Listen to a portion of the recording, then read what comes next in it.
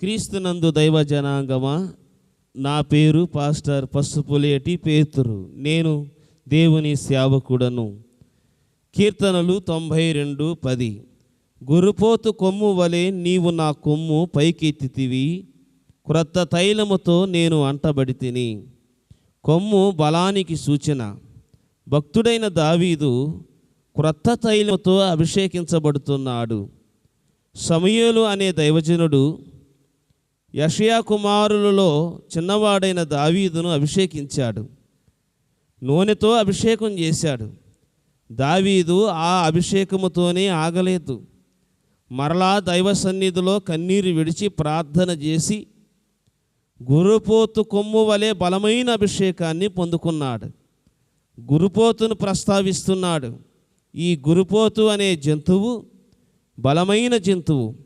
సింహము, పులి, ఏనుగు వంటి బలమైన మృగాలను జయించగలిగినటువంటి ఖడ్గమృగము గురుపోతు మృగము. అటువంటి బలమైన అభిషేకమును నేను పొందుకున్నాను అంటున్నాడు దావీదు. ప్రియులారా, మన అభిషేకము మరలా మనం పొందుకోవాలి.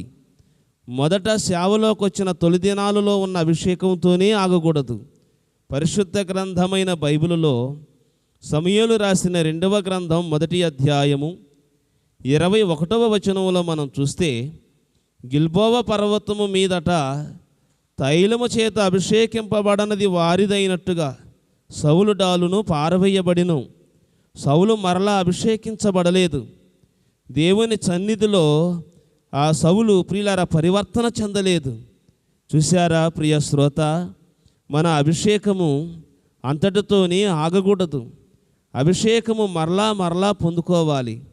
దేవుని సన్నిధిలో ప్రణమిల్లి ప్రభువుని బ్రతిమలాడాలి. ప్రభు, నా యొక్క తలను అంటూ అని వేడుకోవాలి.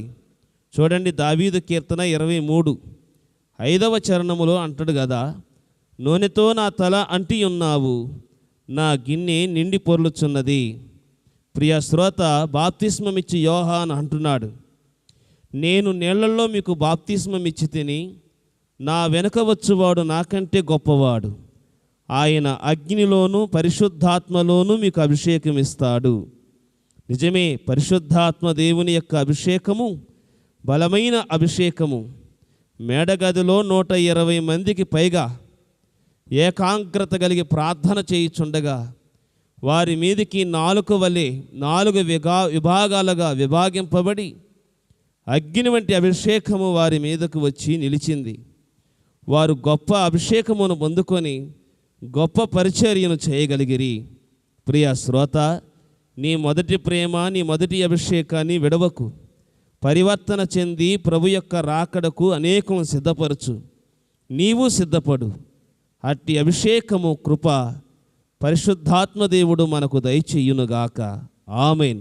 మన తండ్రి అయిన దేవుని యొక్క ప్రేమ, కుమారుడైన క్రీస్తు కృప, పరిశుద్ధాత్మ సహవాసము సన్నిధి మనకు తోడయుండునుగాక. ఆమేన్.